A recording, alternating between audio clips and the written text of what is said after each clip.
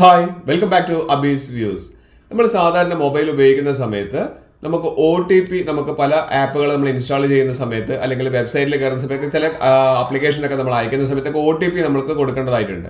പക്ഷേ പലരും ഫേസ് ചെയ്യുന്ന ഒരു പ്രശ്നമാണ് നമുക്ക് OTP നമ്മുടെ ഫോണിലേക്ക് വരുന്നില്ല എന്നുള്ളത്, നമ്മുടെ മെസ്സേജിലേക്ക് OTP വരുന്നില്ല എന്നുള്ളത്. അതെങ്ങനെയാണ് ഫിക്സ് ചെയ്യുക എന്നുള്ളത് ഞാൻ പറഞ്ഞ ഈ രീതി ചെയ്ത് കഴിഞ്ഞാൽ നമുക്കൊരു 90% നമുക്ക് ആ OTP ഫോണിലേക്ക് മെസ്സേജ് ആയിട്ട് വരുന്ന പ്രശ്നം നമുക്ക് സോൾവ് ചെയ്യാൻ സാധിക്കും.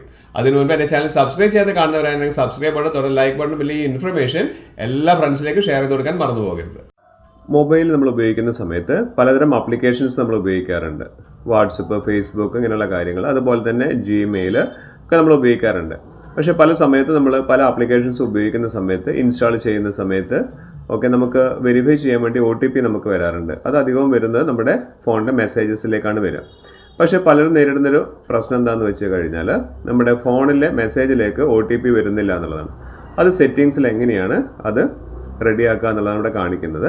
അത് നമ്മൾ ചെയ്യേണ്ടത് സെറ്റിങ്സ് ഓപ്പൺ ചെയ്തതിന് ശേഷം ഈ ആപ്സ് എന്ന് പറയുന്ന ഓപ്ഷൻ ഇവിടെ കാണിക്കുന്നുണ്ട്. ആപ്സ് ഒന്ന് ക്ലിക്ക് ചെയ്യുക.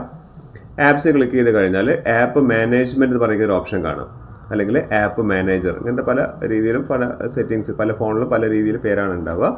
അവിടെ നമ്മൾ ക്ലിക്ക് ചെയ്ത് കഴിഞ്ഞാൽ നമുക്ക് കാണാം നമ്മളുടെ ഫോണിൽ നമ്മൾ പ്ലേ സ്റ്റോറിൽ നിന്ന് ഇൻസ്റ്റാൾ ചെയ്തിരിക്കുന്ന ആപ്ലിക്കേഷൻസ് കാണാം. അത് പോരാത്തതിന് നമുക്കിവിടെ ഫോണിൽ തന്നെയുള്ള ഇൻബിൽറ്റ് ആയിട്ടുള്ള കുറേ ആപ്ലിക്കേഷൻസ് ഉണ്ട്. അതിൽ നമുക്ക് മെസ്സേജസ് എന്ന് പറഞ്ഞിരിക്കുന്ന ഒരു ആപ്ലിക്കേഷൻ നമ്മൾ അതൊന്ന് ക്ലിക്ക് ചെയ്യുക. ക്ലിക്ക് ചെയ്ത് കഴിഞ്ഞാൽ ഈ ഒരു ഇൻഫേസിലേക്ക് വരും. ഇവിടെ വരാതെ നമുക്ക് സിമ്പിളായിട്ട് നമുക്ക് ഫോണിൻ്റെ ഹോം സ്ക്രീനിൽ തന്നെ നമുക്ക് എടുക്കാൻ പറ്റും. ഇവിടെ കാണിക്കുന്ന ആ ഒരു ഐക്കൺ കാണുന്നില്ലേ മെസ്സേജസിൻ്റെ, അതിൻ്റെ മേലൊന്ന് ലോങ് പ്രസ് ചെയ്ത് കഴിഞ്ഞാൽ നമുക്ക് താഴെ റൗണ്ട് ബട്ടണിൽ ഐ കാണിക്കുന്നില്ലേ, ഐ ബട്ടൺ, അതായത് റൗണ്ടായിട്ട് ഒരു ഐ കാണിക്കുന്ന അതിലൊന്ന് ക്ലിക്ക് ചെയ്യാം. അതിൽ ക്ലിക്ക് ചെയ്താലും നമുക്ക് ഈ ഒരു ഇൻ്റർഫേസിലേക്ക് നമുക്ക് കയറാൻ സാധിക്കും. ഇവിടെ നമ്മൾ ചെയ്യേണ്ടത് താഴേക്ക് വന്നു കഴിഞ്ഞാൽ മാനേജ് നോട്ടിഫിക്കേഷന് താഴെ പെർമിഷൻസ് ഉണ്ട്. ആ പെർമിഷൻ ഒന്ന് ക്ലിക്ക് ചെയ്ത് കഴിഞ്ഞാൽ നമ്മൾ ആപ്പ് പെർമിഷൻസ് മെസ്സേജിന് നമുക്ക് വരാനുള്ള പെർമിഷൻ കൊടുത്തിട്ടുണ്ടെന്ന് ഇവിടെ അലൗ ചെയ്തിരിക്കുന്നത് ക്യാമറ, കോൺടാക്ട്സ്, മൈക്രോഫോൺ, മ്യൂസിക് ഇതൊക്കെയാണ് കൊടുത്തിരിക്കുന്നത്. പക്ഷേ ഈ നോട്ട് അലൗഡിൽ നമുക്ക് ലൊക്കേഷൻ അതിന് താഴെ നോട്ടിഫിക്കേഷൻസ് വരുന്നുണ്ട്. ആ നോട്ടിഫിക്കേഷൻ ഒന്ന് ക്ലിക്ക് ചെയ്യാം. നോട്ടിഫിക്കേഷൻ ക്ലിക്ക് ചെയ്ത് കഴിഞ്ഞിട്ട് ഇവിടെ അലൗ നോട്ടിഫിക്കേഷൻ എന്നുള്ളത് നമ്മൾ എന്ത് ചെയ്യുക, ഒന്ന് അലൗ കൊടുക്കുക.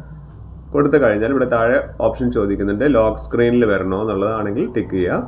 അപ്പോൾ ലോക്ക് ചെയ്ത സമയത്തും നമ്മളെ സ്ക്രീനിലേക്ക് വരും. പിന്നെ ബാനറായിട്ട് ഏറ്റവും ടോപ്പിൽ വരണോ എന്നുള്ളത് അത് കൊടുക്കാം. പിന്നെ ബബിൾസ് ആയിട്ട്, അതായത് പോപ്പപ്പ് ഒക്കെ ആയിട്ട് വരണോ എന്നുള്ളതാണ് ചോദിക്കുന്നത്. അപ്പോൾ ആ രീതിയിൽ സെറ്റ് ചെയ്യണമെങ്കിൽ ആ രീതിയിലും നമ്മൾ സെറ്റ് ചെയ്ത് വെക്കുക.